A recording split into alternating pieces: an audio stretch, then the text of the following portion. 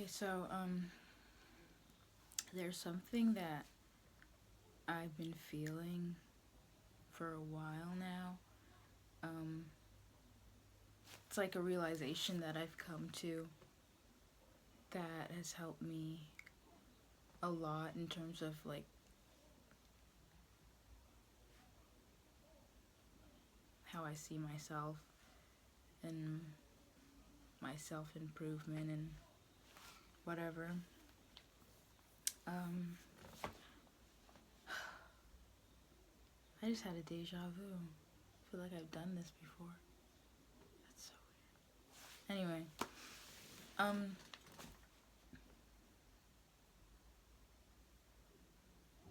for the longest time, I felt like my mother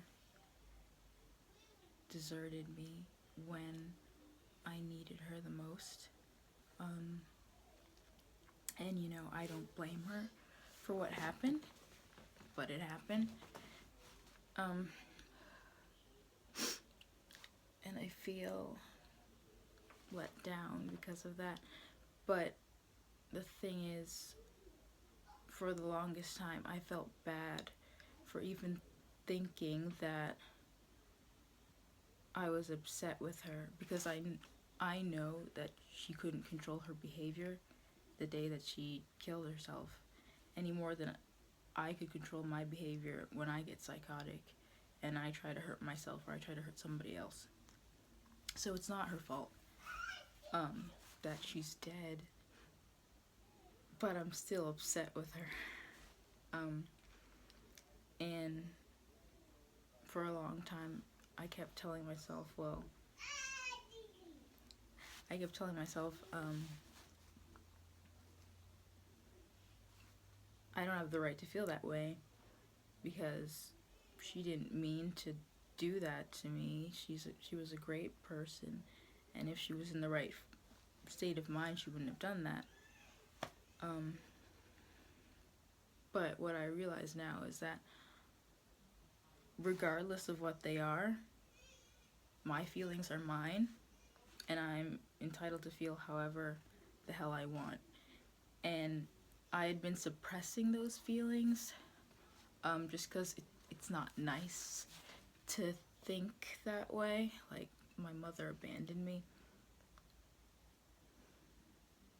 But that's how I feel. I feel like she abandoned me, and that sort of affects all of my relationships, for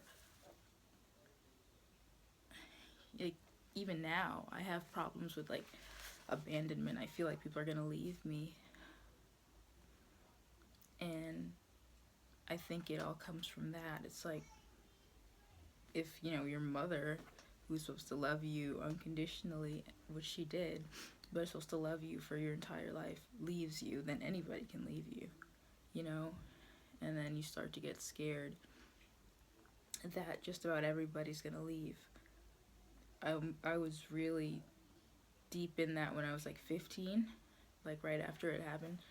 I didn't want to be close to anyone because I thought that they would leave me.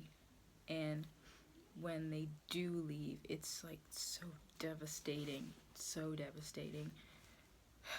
It's like my whole world comes tumbling down. So it's like I'll try to prevent it by getting all desperate and being like, I don't know, clingy. I'll be really clingy, and that will drive them away. Like, they might not have left otherwise, but me being so clingy makes them go away, and then that just reinforces that idea that everybody's just trying to abandon me. I'm saying all this objectively looking at my life and my relationships that I've had with people, whether it's family or friends or whatever. I just feel like they're gonna leave. Like, that's nature's way. People come and then they leave you, and then you're devastated Because,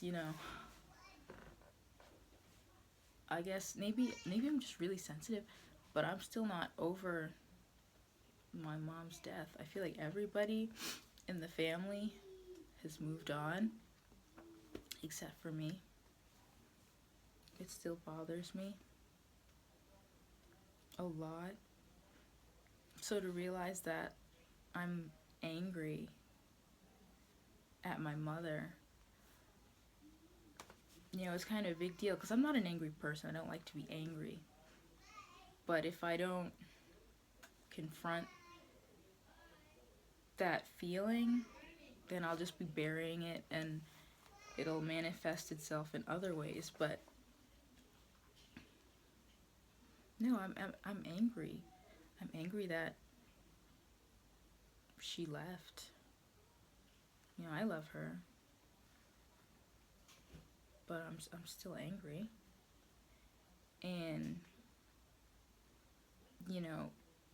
it's a matter of picking at that anger and finding out what it really is. It's probably more frustration than anything, because I really needed her at that time with all the crap that I was going through. But what's important is that I know now that I can feel however I want to feel. I shouldn't have to be ashamed of feeling a certain way or embarrassed about feeling a certain way just because it's not appropriate.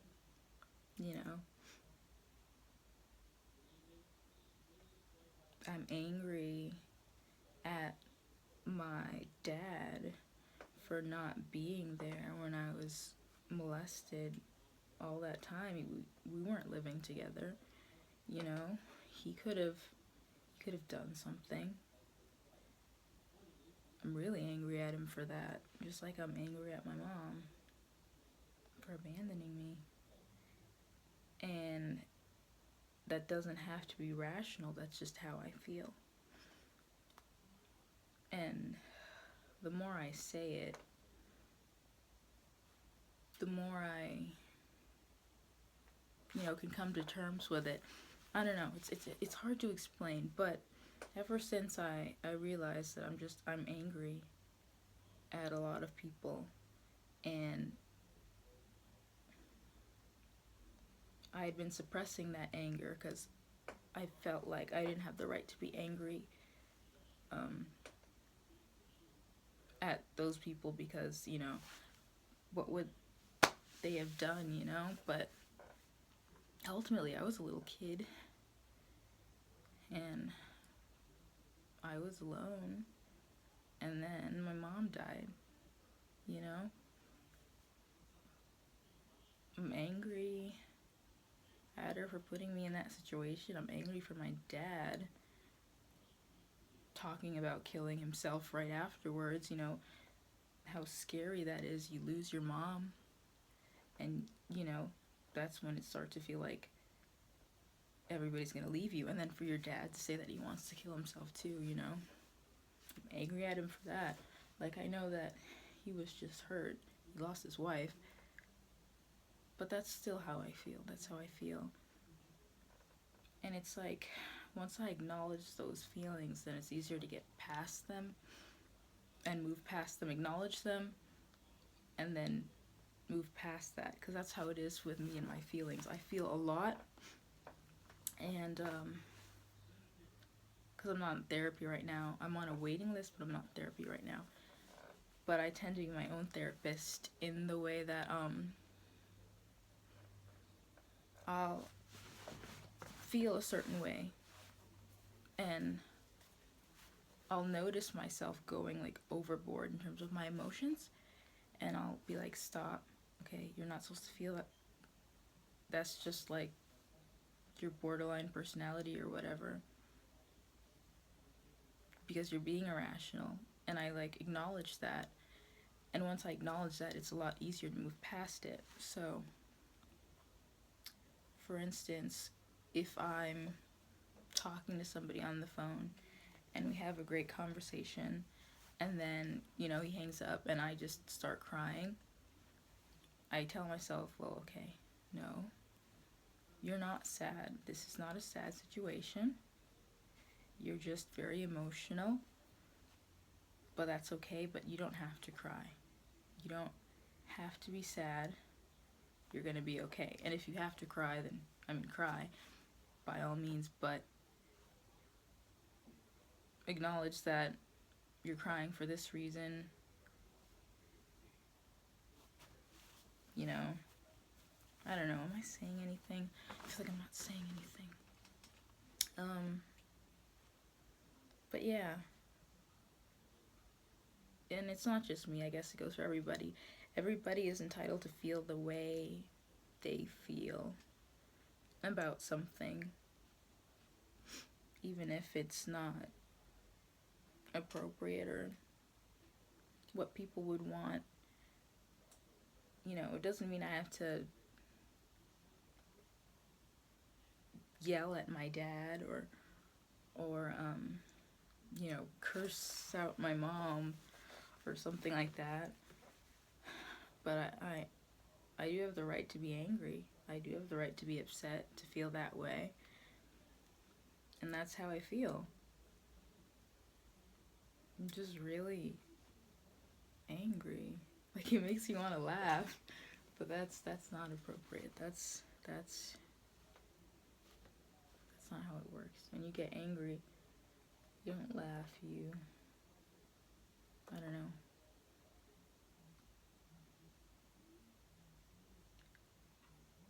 I'm usually sad more than anything. I'm rarely angry, but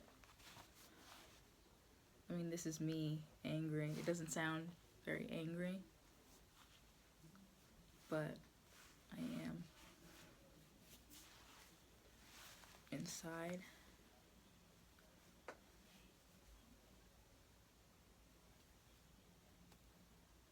No, but I love my mom, and I love my dad, and all of my friends. I don't have that many friends, but I know people. All the people I know are very nice to me, and I appreciate them. But there are times when I'm just angry with them. And for the longest time I've been saying, well, no, you don't have the right to be angry with this person, or you don't have the right to be upset with this person after all they've done for you. But it's like, yes, I do. It's not like I hate them, but I feel let down. I feel let down by the situation.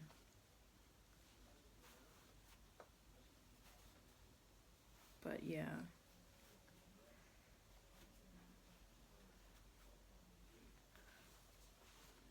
I've been feeling really weird these past few days.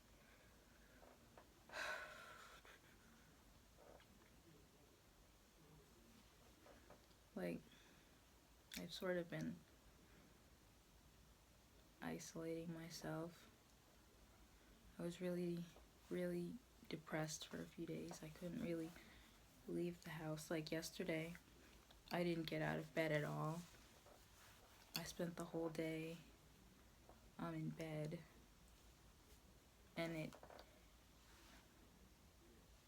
it got to the point where I wasn't eating, so my brother would have to come and bring me food, and that just harkens back to last year when I gained all that weight and I got really depressed and I was in the hospital. I don't want that cycle to repeat.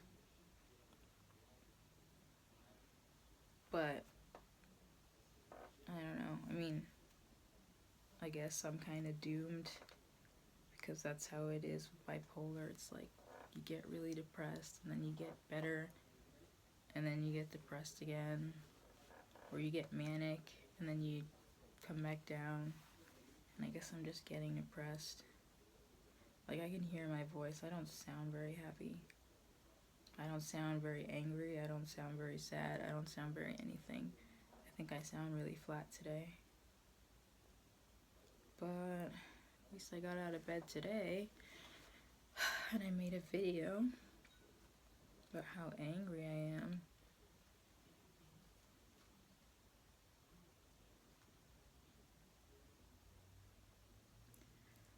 Well, I mean, that's all for now. I was going through some of my old notebooks. I know I talk about this all the time, but whatever. That I wrote while I was in the hospital, and I had like this epiphany.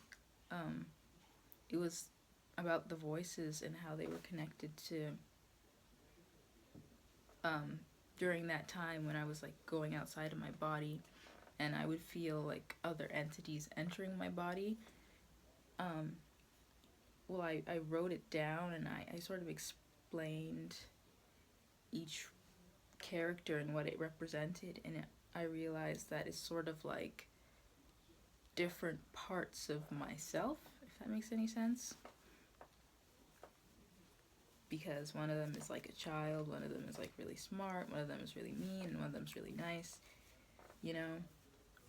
But they weren't me. They had they didn't respond to my name. They had their own names. But I have to find the notebook to explain it. I think that's it over there. Let me see. Hold on. It's probably not.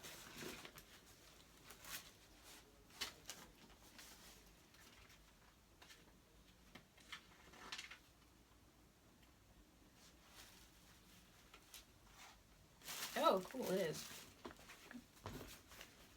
But yeah. Just the stuff that I wrote. Because I don't really remember writing it, but it makes sense.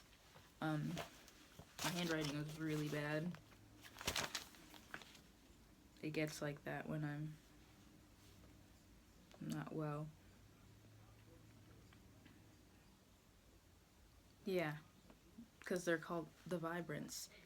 And I broke it down into 4 separate entities. One was child, another one was mean, another one was empathetic, and another one was intellectual. The child doesn't like sex, wants attention, needs to be coddled, naive. And then I wrote inside because when I would go out of my body, the child would enter inside. Her name was Madeleine. As for mean, puts me down, clever, and then I wrote outside because it's an outside voice, regardless of whether or not I feel like I'm in my body, the voice is always there. Benjamin, he's mean. And empathetic, reasons with me, sympathizes, favorite, I wrote, and then outside because Halio is outside. He doesn't enter my body and make me do things. He's just a voice that's outside. And then the last one is intellectual. So eloquent, smart, witty, second favorite. And then it's inside and outside. So sometimes I hear him, her, it, Dr. Professor is what I call him. Sometimes I hear him, and then sometimes they're me, like they enter my body. That doesn't really happen that much anymore.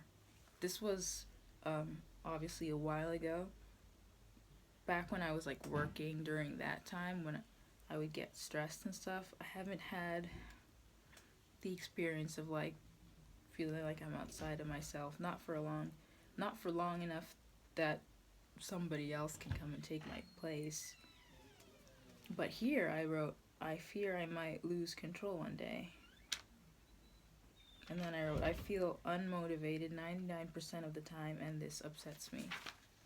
So, I mean, that's just a little... I guess the epiphany would be that although there are 4 separate entities, they're all sort of me. Like, they're aspects of myself, but they're really, really, really exaggerated. So the smart one is really, really, really smart, smarter than me. I don't know how that works. If it's all my brain, how does it know things that I don't know? I don't know. Um, the child was very, very, very naive. You know, I can be a little childlike at times, not so much anymore, but at the time, um, and that was like exaggerated. And then Benjamin, I can be mean. I mean, I'm not that mean anymore, but when he started showing up, you know, I wasn't the nicest kind of person, and that's like the meanest I could ever be, I could ever imagine. That's him.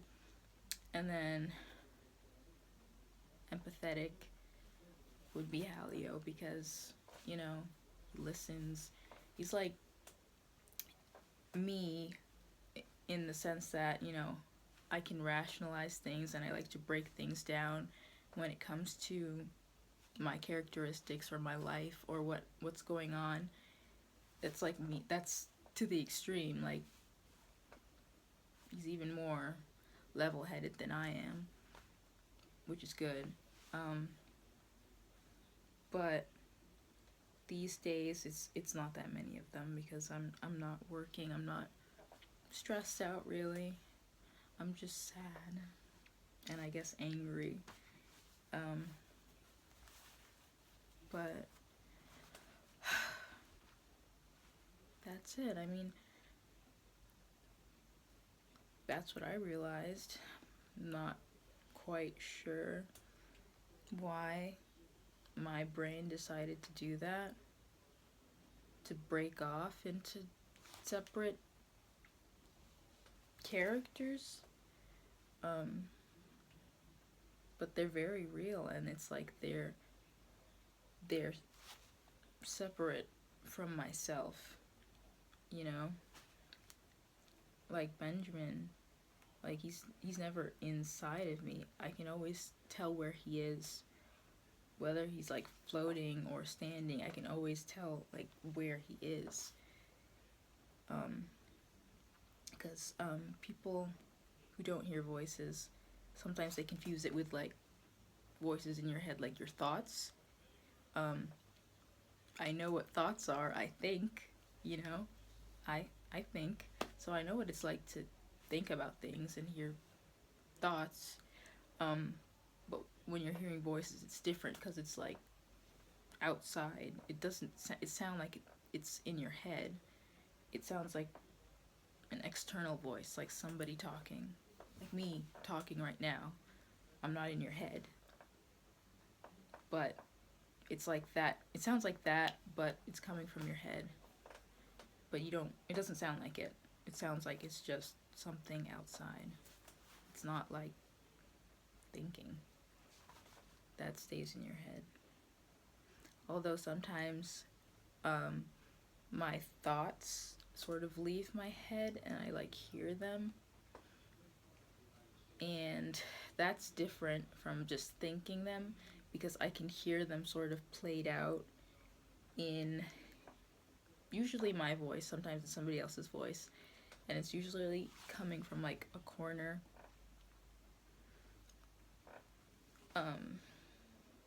And sometimes when I'm talking to the voices, I'll hear my own thoughts outside of me, and that voice outside of me is the voice that does all the talking with the aliens and stuff, and then I'll just be here sort of watching it, if that makes any sense. Like, I'll be watching my thoughts engage with the aliens. I know, it's kind of, sounds kind of weird. But, yeah, that's all for now.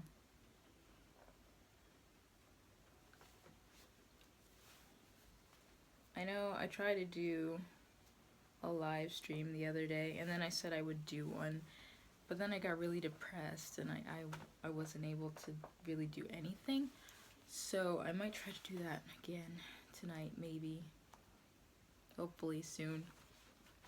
And, I don't know, I guess you guys could ask questions, and I'll answer them. But in the meantime, you can always just go to my Tumblr, because I answer questions there. And till next time. that's all I have to say. So, bye.